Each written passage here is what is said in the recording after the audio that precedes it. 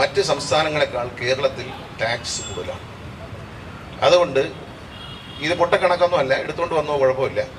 എന്നെ ഉപദ്രവിക്കണം എന്നുണ്ടെങ്കിൽ ഇത് പറയാനുള്ളൂ, ആ നാട്ടുകാർ ചിരിക്കും എന്ന് മാത്രമേ പറയാനുള്ളൂ. എന്നെ ഉപദ്രവിക്കാൻ ആണെങ്കിൽ എനിക്കൊരു യാതൊരു വിരോധമില്ല, ഉപദ്രവിച്ചോളുക.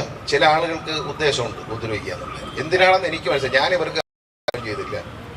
വല്ലപ്പോഴും ഒരു സത്യം പറയുന്ന സത്യം പറയുള്ളൂ. എന്നെ ചേട്ട എന്ന് വിളിക്കുന്ന ലോകത്തെ ഏക വൈദികനാണ് എൻ്റെ ഏറ്റവും പ്രിയപ്പെട്ട സോണിയച്ചൻ. സാധാരണ അച്ഛന്മാർ MLA ഇതൊക്കെ എല്ലാം വിളിക്കുന്നത്, പക്ഷെ എന്നെ ചേട്ട എന്ന് വിളിക്കുന്ന കണ്ട കാലം മുതൽ എന്നെ ചേട്ട എന്ന് വിളിക്കുന്ന ഒരേ ഒരു വൈദികരെ ഈ ലോകത്തുള്ളൂ, എൻ്റെ ഏറ്റവും പ്രിയപ്പെട്ട സോണിയച്ചൻ. പ്രിയമുള്ള വിനായക്, അശ്വതി, ഇവിടെ എത്തിയിട്ടുള്ള പ്രിയമുള്ള രാകേഷിൻ്റെ സുഹൃത്തുക്കൾ, ടൂറിസം രംഗത്ത് പ്രവർത്തിക്കുന്ന പ്രമുഖ വ്യക്തികൾ, സ്നേഹമുള്ള മാധ്യമ സുഹൃത്തുക്കൾ, ഞാൻ ഇത്തരത്തിലുള്ള ഒരു പരിപാടിയിലും പങ്കെടുക്കില്ല എന്ന് തീരുമാനിച്ചു. എങ്കിലും ഒരു ഗതാഗത മന്ത്രി എന്ന നിലയിൽ പങ്കെടുക്കണം. കാരണം ഒരു ടൂറിസം ഓപ്പറേഷനുമായി ബന്ധപ്പെട്ട് രാകേഷ് ഒരു പുതിയ സംരംഭം ആരംഭിക്കുക. മാത്രമല്ല, എന്നോട് പരിചയപ്പെടുമ്പോഴേ രാകേഷ് പറഞ്ഞ ഞാൻ സോണിയച്ചൻ്റെ ആളാന്ന് പറഞ്ഞു. അപ്പം ഞാൻ ശരി എന്ന് പറഞ്ഞു. എങ്കിലും ഇതൊരു നല്ല മുഹൂർത്തമാണ്. നമ്മളിപ്പോൾ ഈയിടെയായി നമ്മൾ മാധ്യമങ്ങൾ കാണുന്ന വാഹനങ്ങൾ ഓടുമ്പോൾ തീ പിടിക്കുന്നു എന്നൊരു വിഷയമാണ്. നമ്മുടെ പഴയ വാഹനങ്ങൾ പലതും ഇപ്പോൾ ശബരിമലയ്ക്ക് ഓടിയ KSRTC ബസ്സിന് 2 ബസ്സിന് തീ പിടിച്ചു. പെട്ടെന്ന് അണയ്ക്കാൻ കഴിഞ്ഞത് നമുക്ക് വളരെ ഉപകാരമായി. പക്ഷേ ഇവിടെ പുതിയ വോൾവോ ബസ്സിനകത്ത് ഫാബ് സിസ്റ്റം എന്ന് പറഞ്ഞൊരു ഫയർ ഫൈറ്റിംഗ് സിസ്റ്റം ഇതിനകത്ത് പിടിപ്പിച്ചാണ് ഈ വണ്ടി വരുന്നത്. അപ്പോൾ ഫയർ ഉണ്ടായി കഴിഞ്ഞാൽ അത് അലാം ചെയ്യുന്നതോടൊപ്പം അത് അണയ്ക്കുകയും ചെയ്യുന്ന ഒരു മെക്കാനിസമാണെന്നാണ് രാകേഷ് എനിക്ക് പറഞ്ഞത്. വിശദമായി അതിലേക്ക് കടന്നില്ല. വളരെ നല്ല അപകടരഹിതമായ ഒരു യാത്രയ്ക്ക് വളരെ നല്ലതാണ്. നമ്മളെ സംബന്ധിച്ച് ടൂറിസം രംഗത്തൊരു വലിയ വളർച്ചയ്ക്കുള്ള സാധ്യതയാണ് ഇപ്പോൾ നമ്മൾ തിരിഞ്ഞിരിക്കുന്നത്. ഈ കോവിഡിന് ശേഷം, കോവിഡിൻ്റെ സമയത്ത് ബസ്സുകൾ പലതും നശിച്ചു, സ്ഥാപനങ്ങൾ, ധാരാളം റെസ്റ്റോറൻറ്റുകൾ, ഹോട്ടലുകളൊക്കെ പൂട്ടിപ്പോയി. എങ്കിൽ പോലും ഇപ്പോൾ വീണ്ടും ഒരു ഉണർവിലാണ് ടൂറിസം രംഗം. പ്രത്യേകിച്ച് നമ്മളുടെ ഡൊമസ്റ്റിക് ടൂറിസം. നമ്മൾ ശംഖുമുഖത്തേക്ക് പോയി കഴിഞ്ഞാൽ പണ്ട് ഞായറാഴ്ച ദിവസം ഭയങ്കര ആളായിരുന്നു, പക്ഷേ ഇപ്പോൾ എല്ലാ ദിവസവും നല്ലതാണ്. ഒരു 2 ദിവസം അവധി ഒരുമിച്ചുണ്ട് എന്നറിഞ്ഞാൽ എല്ലാവരും വാഹനമെടുത്ത്, സ്വന്തം വാഹനം അല്ലെങ്കിൽ പൊതുഗതാഗതത്തെ ആശ്രയിച്ചുകൊണ്ട് വാഗമൺ, മറ്റെല്ലാ സ്ഥലങ്ങളിലും, ഞാൻ കൊല്ലം ജില്ലയിൽ തന്നെ എടുത്തു കഴിഞ്ഞാൽ തങ്കശ്ശേരി, കടപ്പുറത്ത് എല്ലാ ദിവസവും വലിയ തിരക്കാണ്. കാരണം കുടുംബത്തോടൊപ്പം ഒന്ന് പുറത്തു പോകാൻ, വെളിയിൽ നിന്നൊരു ഭക്ഷണം കഴിക്കാൻ, ഒന്ന് എൻജോയ് ചെയ്യാൻ, ഒരു കടൽ തീരത്തിരുന്ന് ആസ്വദിക്കാൻ, പ്രകൃതി ആസ്വദിക്കാനൊക്കെ ഒരുപാട് ആളുകൾ തയ്യാറാവുന്നു. എനിക്കൊന്ന് ഈ കോവിഡിൻ്റെ സമയത്ത് നമ്മൾ ധാരാളം ആളുകളെ കണ്ടുകൊണ്ടിരുന്നവർ പലരും പൂന്താനം പറയുന്ന പോലെ കണ്ടിരുന്ന ജനങ്ങളെ കണ്ടില്ലെന്ന് വരുത്തിയെന്ന് ഭവാൻ എന്ന് പറഞ്ഞതുപോലെ വളരെ അടുത്ത സുഹൃത്തുക്കൾ, വളരെ ചെറുപ്പക്കാർ അവിചാരിതമായി നമ്മുടെ കൺമുമ്പിൽ നിന്ന് അപ്രത്യക്ഷമായപ്പോൾ ഈ കൂട്ടി വെച്ച് ജീവിക്കുന്നതിന് അർത്ഥമില്ല, ഉള്ള ദിവസം സന്തോഷമായിട്ട് ജീവിക്കാം എന്ന് മനുഷ്യൻ തീരുമാനിച്ചിട്ടുണ്ടെന്ന് തോന്നുന്നു. പ്രത്യേകിച്ച് മലയാളികൾ എല്ലാ സ്ഥലത്തും, നമ്മൾ ഏത് ടൂറിസ്റ്റ് കേന്ദ്രത്തിൽ നിന്നാലും വലിയ തിരക്കാണ്. അപ്പോൾ അവിടെ എത്തുന്നതിനുള്ള സംവിധാനങ്ങളാണ് KSRTC അതിനൊരു സംവിധാനം ഉണ്ടാക്കി. അതുപോലെ തന്നെ ഇപ്പോൾ രാകേഷ് തുടങ്ങുന്ന ഒരു സ്ഥാനം ശരിക്കും പറഞ്ഞാൽ വളരെ ഉത്തരവാദിത്തത്തോടെ, കൃത്യതയോടെ നമ്മളെ ഒരു ടൂറിസ്റ്റ് കേന്ദ്രത്തിലെത്തിക്കുകയും അവിടെ നിന്ന് സുരക്ഷിതമായി തിരിച്ച് വീട്ടിലെത്തുകയും ചെയ്യുന്ന സംവിധാനം, അത് വളരെ അത്യാവശ്യമായ കേരളത്തിലുള്ളൊരു കാര്യമാണ്. ഇവിടെ ഇപ്പോൾ 12 മീറ്ററുള്ള വണ്ടിയാണ് വാങ്ങിച്ചത്. ശരിക്കും അതിൻ്റെ ആവശ്യമുള്ളൂ. ഇവിടെ മൾട്ടി ആക്സിലുള്ള വണ്ടിയൊന്നും ഒരു ടൂറിസ്റ്റ് ആവശ്യത്തിന് ഓടിക്കേണ്ട കാര്യം ഇല്ല. അപ്പോൾ രാകേഷ് വളരെ ബുദ്ധിപരമായി ആലോചിച്ച് തന്നെയാണ് എടുത്തത്.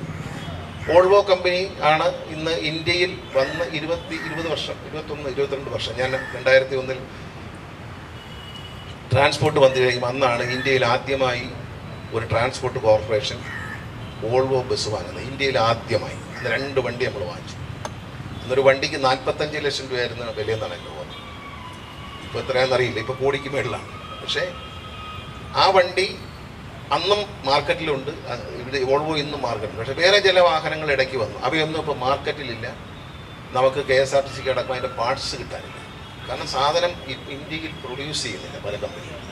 വോൾവോ മാത്രമാണ് അന്നും ഇന്നും പ്രൊഡ്യൂസ് ചെയ്യുന്നത്. അതുകൊണ്ട് നമുക്ക് നല്ലതാണ്. പിന്നെ രാകേഷ് പറഞ്ഞ വളരെ പ്രധാനപ്പെട്ട ഒരു കാര്യം എല്ലാവരും ശ്രദ്ധിക്കണം. ഇതിൻ്റെ പറഞ്ഞു കഴിയുമ്പോൾ ഇതിൻ്റെ കണക്കെടുത്തുകൊണ്ടൊന്ന് നാളെ മുതൽ എന്നെ കൊല്ലാൻ നടക്കണ്ട. രാകേഷ് പറഞ്ഞത് ശരിയാണ്. മറ്റ് സംസ്ഥാനങ്ങളെക്കാൾ കേരളത്തിൽ ടാക്സ് കൂടുതലാണ്. അതുകൊണ്ട് ഇത് പൊട്ടക്കണക്കൊന്നും അല്ല, എടുത്തുകൊണ്ട് വന്നോ കുഴപ്പമില്ല. എന്നെ ഉപദ്രവിക്കണം എന്നുണ്ടെങ്കിൽ ഇത് പറയാനുള്ളൂ. ആ നാട്ടുകാർ ചിരിക്കും എന്ന് മാത്രമേ പറയാനുള്ളൂ. എന്നെ ഉപദ്രവിക്കാൻ ആണെങ്കിൽ എനിക്കൊരു യാതൊരു വിരോധമില്ല, ഉപദ്രവിച്ചോളുക. ചില ആളുകൾക്ക് ഉദ്ദേശമുണ്ട് ഉപദ്രവിക്കുക എന്നുള്ളത്. എന്തിനാണെന്ന് എനിക്ക് മനസ്സിലായി. ഞാൻ ഇവർക്ക് ചെയ്തില്ല. വല്ലപ്പോഴും ഒരു സത്യം പറയുന്ന സത്യം പറയുള്ളൂ. പിന്നെ ഞാൻ പറഞ്ഞ സത്യമാണെന്ന് തെളിയിക്കാൻ എനിക്ക് ആരുടെയും പോകില്ല. ഞാൻ അച്ഛനറിയാം, ഞാൻ നല്ല ദൈവവിശ്വാസിയാണ്. ഞാൻ പറയുന്ന സത്യങ്ങളൊക്കെ ദൈവത്തിനും മുമ്പിൽ തെളിയും. അത്ര എനിക്ക് ആഗ്രഹമുണ്ട്. പക്ഷേ അദ്ദേഹം പറഞ്ഞ സത്യമാണ്. ടാക്സ് കൂടുതലാണ്. ഞാൻ ധനകാര്യ മന്ത്രിയുടെ ശ്രദ്ധയിൽ കൊണ്ടുവന്നു. നിങ്ങൾ മനസ്സിലാക്കണം, 100-ൽ താഴെ, ഏതാണ്ട് 50-ൽ താഴെ വണ്ടികൾ മാത്രമാണ് കേരളത്തിൽ രജിസ്റ്റർ ചെയ്തത്. എന്തുകൊണ്ടെന്നാൽ നാഗാലാൻഡിൽ രജിസ്റ്റർ ചെയ്താൽ തുച്ഛമായ ടാക്സേ ഉള്ളൂ. ഇന്ന് ഇന്ത്യയിലും നിലവിലുള്ള മോട്ടോർ വെഹിക്കിൾ ആക്ട് പ്രകാരം അവിടെ രജിസ്റ്റർ ചെയ്താലും കേരളത്തിലെ റോഡ് ഉപയോഗിച്ച് സന്തോഷമായിട്ട് ഓടാം. ഓടുന്നുവെന്ന വിവരം ഒരു ഓൺലൈനിൽ അറിയിച്ചാൽ മാത്രം മതി. ഓൺലൈനിൽ അറിയിച്ചാൽ മതി. അപ്പോൾ നാഗാലാൻഡിൽ പോയി തുച്ഛമായ പൈസയ്ക്ക് രജിസ്റ്റർ ചെയ്യുന്ന വണ്ടി, ലോറികൾ, ബസ് മാത്രമല്ല ലോറികൾ, എറണാകുളത്തും കോഴിക്കോടൊക്കെ ലോറികളെല്ലാം പരിശോധിക്കണം. മാധ്യമങ്ങളതൊക്കെ പോയി ആരെങ്കിലും പറയുന്നത് കേട്ടിട്ട് പുറകെ പോകാതെ പോയി പരിശോധിക്കുക. കേരളത്തിൽ ഓടുന്ന വണ്ടികളിൽ മലയാളികളുടെ വണ്ടികൾ, അതായത് കേരളത്തിൽ ഓടുന്ന വണ്ടികളെന്നല്ല, മലയാളികളുടെ വണ്ടികൾ ബഹുഭൂരിപക്ഷവും വെളിയിലാണ്. എന്നോട് ഓഫീസർ പറഞ്ഞ കണക്കാണ് ഞാൻ പറഞ്ഞത്. 50-ൽ താഴെ വണ്ടി മാത്രമേ ഇതുപോലുള്ള വലിയ വണ്ടികൾ കേരളത്തിൽ രജിസ്റ്റർ ചെയ്യൂ. അത് നമുക്ക് വലിയ ആപത്താണ്. കാരണം നമ്മുടെ വലിയൊരു നികുതി വരുമാനമാണ് നഷ്ടം. ആ നികുതി വരുമാനം നഷ്ടപ്പെടുത്താതെ നമ്മൾ പോണ്ടിച്ചേരി കൊണ്ട് രജിസ്റ്റർ ചെയ്യുന്ന ഒരു പരിപാടി ഉണ്ടായിരുന്നു. അതിനെ ഇവിടെ എല്ലാവരും എതിർക്കുകയും മാധ്യമങ്ങൾ എതിർക്കുകയൊക്കെ ചെയ്തതാണ്. പക്ഷേ പല വലിയ ആളുകളും പോണ്ടിച്ചേരിയിൽ വണ്ടി രജിസ്റ്റർ ചെയ്യും എന്ന് പറയുന്നത് പോലെ ഈ ഒരു അപകടം നമ്മുടെ നാടിന് വലിയൊരു നഷ്ടമാണ്, കേരളത്തിന് വലിയൊരു നഷ്ടമാണ്. അക്കാര്യത്തിൽ മോട്ടോർ വാഹന വകുപ്പ് പരിശോധന, ഈ ടാക്സിൻ്റെ കാര്യത്തിൽ ഒരു പുനഃപരിശോധന ആലോചിക്കുന്നുണ്ട്. കാരണം കൂടുതൽ വണ്ടികൾ കേരളത്തിൽ രജിസ്റ്റർ ചെയ്യും. അവരുപയോഗിക്കുന്നത് കേരളത്തിലെ റോഡാണ്, നമ്മുടെ PWDയുടെ റോഡുകളാണ് അവർ ഉപയോഗിക്കുന്നത് ഭൂരിപക്ഷവും, ഹൈവേകൾ. പക്ഷേ ടാക്സ് വേറെ സംസ്ഥാനത്തേക്ക് പോവുകയും നമുക്കതിൻ്റെ ഗുണമില്ലാതെ പോവുകയും ചെയ്യുന്നുണ്ട്. അതുകൊണ്ട് ആ ടാക്സ് കൂടി കേരളത്തിൻ്റെ ഖജനാവിലേക്ക് വരത്തക്ക രീതിയിൽ വേണ്ട മാറ്റങ്ങൾ ഞങ്ങൾ ആലോചിക്കുന്നുണ്ട്. വളരെ നല്ലൊരു ആശയമായി ടൂറിസം രംഗത്ത് ഒരു പുതിയ കാൽവയ്പ്പാണ് ഇത്തരത്തിലൊരു നല്ല വണ്ടി. ഇതുപോലുള്ള വണ്ടികൾ ഇനി ധാരാളം വാങ്ങുവാൻ രാകേഷിന് കഴിയട്ടെ എന്ന് ഞാൻ ആശംസിക്കുകയാണ്. ഞാൻ സാധാരണ ഒരു കട ഉദ്ഘാടനം ചെയ്താൽ അവരുടെ 14ാമത്തെ കടയിൽ ഞാൻ തന്നെ ഉദ്ഘാടനം ചെയ്തു. സ്ഥിരമായി രാകേഷിൻ്റെ ബസ്സുകൾ ഉദ്ഘാടനം ചെയ്യാൻ ഇടവരട്ടെ എന്ന് പ്രാർത്ഥിക്കുകയാണ്. നല്ലൊരു ചെറുപ്പക്കാരൻ, അദ്ദേഹം നല്ലൊരു സംരംഭകനായി വരുമ്പോൾ തന്നെ താൻ കൊടുക്കുന്ന നികുതി തൻ്റെ നാട്ടിൽ കിടക്കട്ടെ എന്ന് ചിന്തിച്ച ആ മാന്യതയെ ഞാൻ ഈ അവസരത്തിൽ മാനിക്കുകയാണ്. അല്പം കൂടുതലാണ്, അല്പം നല്ല കൂടുതലാണ് ടാക്സ്. എങ്കിലും അത് കേട്ട് നോക്കുമ്പോൾ ഞാനങ്ങ് പോയി കഴിഞ്ഞ് മാധ്യമപ്രവർത്തകർ രാകേഷിനോട് തന്നെ ചോദിച്ചാൽ മതി, നാഗാലാൻഡിൽ എന്തോ ടാക്സ് ഉണ്ട്, ഇവിടെ എന്തോ ടാക്സ്. എന്നോട് പറയണ്ട, ഞാൻ പറഞ്ഞിട്ട് ഇനി ഒരു കണക്ക് തെറ്റി എന്ന് ഇയാളെ കൈകാര്യം ചെയ്തു, കുനിച്ചേർത്ത് ഇടിച്ചു എന്നൊന്നും പറയാനോട് പറയണ്ട. ഞാൻ ഇനി കണക്ക് പറയുന്നില്ല. അപ്പോൾ അതുകൊണ്ട് രാകേഷിനോട് ചോദിച്ചാൽ പറഞ്ഞു തരും. രാവിലെ എണീച്ച് കഴിഞ്ഞാൽ ചില ഗണേഷ് കുമാറിന് ഇടി കിട്ടി, തൊഴി കിട്ടി എന്നൊക്കെയാണ്. എന്നെ നാട്ടുകാരും ഇടിക്കാൻ തൊഴിക്കുന്നില്ല. എനിക്ക് എന്നെ പോലീസ് വകുപ്പ് നിർബന്ധിച്ചുകൊണ്ടൊരു ഗൺമാൻ അവിടെ ദൂരപ്പുണ്ട്. എന്നെ ആരും ഒന്നും ചെയ്തില്ല. പക്ഷേ സത്യം ഇവിടെ രാകേഷ് ഒന്ന് പറഞ്ഞു കൊടുക്കണം, ഇവിടെ എന്ത് ടാക്സ് ഉണ്ട്, വെളിയിൽ എന്ത് ടാക്സ്. അതുകൊണ്ട് ആരെയും ബസ് ഉടമയെ കുറ്റം പറയാൻ പറ്റത്തില്ല. നമുക്ക് പ്രൈവറ്റ് മേഖല കൂടി വേണം. കേരളത്തിൽ പ്രൈവറ്റ് മേഖല വേണം. KSRTC തന്നെ പരിശോധിക്കുമ്പോൾ KSRTCയിലെ കുത്തക റൂട്ടുകളിൽ വണ്ടി ഓടുന്നേ ഇല്ല. KSRTC ഇല്ല, അപ്പോൾ പ്രൈവറ്റിന് കയറാൻ നോക്കില്ല. അവിടെ നിയമപരമായി പ്രൈവറ്റിന് കയറാൻ പറ്റില്ല.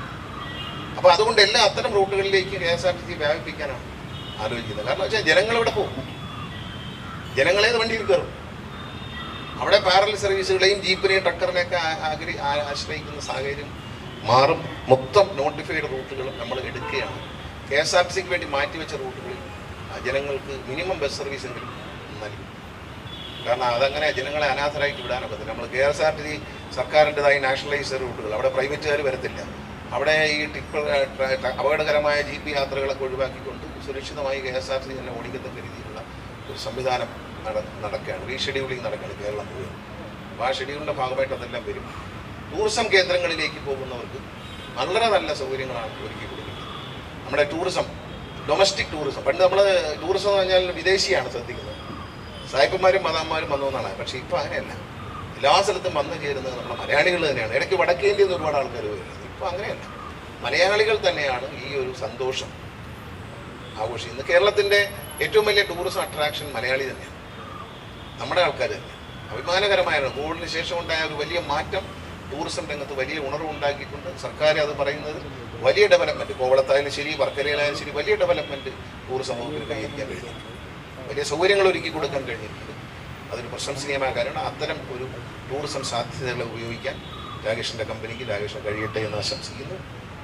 അപകടരഹിതമായ ഒരു യാത്ര, ഏറ്റവും സുരക്ഷിതമായ യാത്ര സംവിധാനത്തിന് വേണ്ടി ഒരുപക്ഷെ ഒരു വോൾവോ ബസ്സിനേക്കാൾ കൂടിയ വില ചെലവഴിച്ചിട്ടുണ്ട്. കുറച്ചധികം പണം ഈ ഒരു സിസ്റ്റത്തിന് വേണ്ടി തന്നെ ചെലവഴിച്ചിട്ടുണ്ട്. അതെല്ലാം ഒരു ചെറുപ്പക്കാരൻ്റെ ആധുനിക യുഗത്തേക്കുള്ള കായികപ്പിൽ നമ്മൾ അദ്ദേഹത്തെ അഭിനന്ദിക്കേണ്ട ഒരു കാര്യമാണ്. കാരണം ദാരിദ്ര്യവാസം കാണിച്ചിട്ട് അപകടം ഉണ്ടാക്കുന്നതിനുള്ള അല്പം പൈസ കൂടുതൽ ചിലവായി എൻ്റെ നാട്ടിൽ നികുതി അടയ്ക്കണമെന്ന് ചിന്തിക്കുകയും എൻ്റെ യാത്രക്കാർ സുരക്ഷിതമായിരിക്കുകയും ചെയ്യുന്ന അങ്ങനെ ചിന്തിക്കുന്ന ഒരാളുടെ മനസ്സിന് എല്ലാ ദൈവാനുഗ്രഹവും ഉണ്ടാവും, ജയിക്കും എന്ന് ആശംസിച്ചുകൊണ്ട് ഈ ഒരു ചടങ്ങിൻ്റെ ഉദ്ഘാടനം നിർവഹിച്ചായി അറിയിക്കുന്നു. നന്ദി, നമസ്കാരം.